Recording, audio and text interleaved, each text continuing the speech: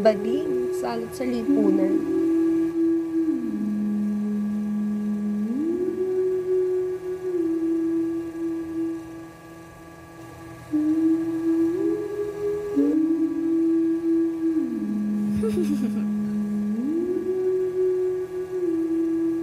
May mali ba sa sarili ko? Bakit nila ako ginaganto?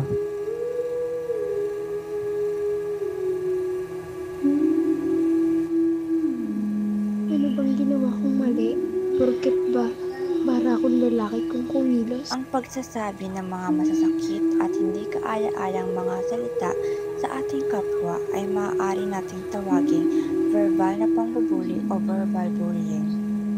Maraming kabataang Pilipino ang nakakaranas ng verbal na pangbubuli mula sa loob ng kanilang mga eskwelahan. Madalas ang mga nabibiktima ng pangbubuli ay ang mga miyembro ng LGBTQ at ang mga may kapansanan. We say no to bullying. Walang kahit sino man ang dapat makaranas ng pangbubuli.